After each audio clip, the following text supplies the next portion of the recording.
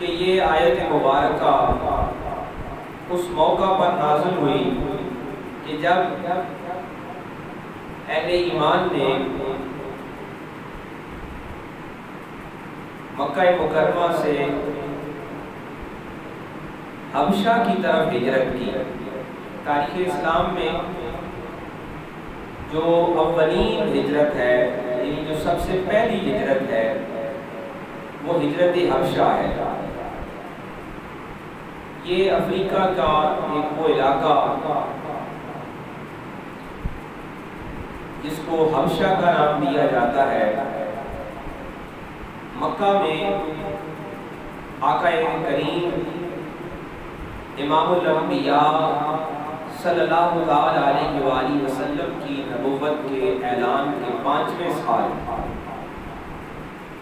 جب مشرکین مکہ کے ظلم بہت زیادہ بڑھ گئے تو اہل ایمان کو ہجرت کی، وہاں سے نکل جانے کی، ہجرت کی اجازت ملی۔ تو پہلے گروہ میں تقریباً 11 مرد اور 4 عورتیں شامل ہیں۔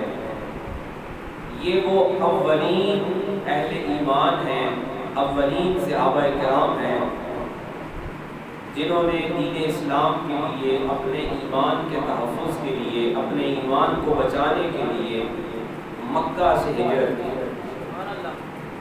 اور یہ ہجرت ایک دوسرے براعظم میں تھی جو انہوں نے یعنی پہلی راستہ کراس کر کے ایک دوسرے علاقے میں گئے،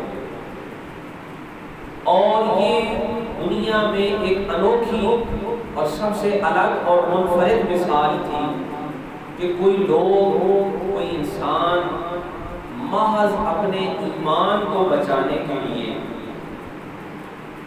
ایک خطے سے دوسرے خطے میں ہجرت کر رہے ہیں۔ یعنی اگر وہ کلمہ نہ پڑھ رہے ہوں تو مکہ میں محفوظ تھے، مکہ میں ان کے گھر بار، زمین، جائیداد، پراپرٹی، کاروبار، ہر چیز موجود تھی، رشتہ دار، قبیلہ سب موجود ہے۔ اور اس میں بڑے بڑے حضرت زبیر بن عوام اور حضرت عثمان بن عفان رضی اللہ تعالیٰ عنہ اور حضرت عثمان رضی اللہ تعالیٰ عنہ کی زوجہ جو امام الانبیاء آقا کریم کی صاحبزادی ہے، بیٹی ہے، وہ اس ہجرت میں شریک ہے۔ اب یہ 15 لوگوں کا جو قافلہ ہے، جو گروہ ہے، یہ سب سے پہلے مکہ سے نکل کر حبشہ میں پہنچا۔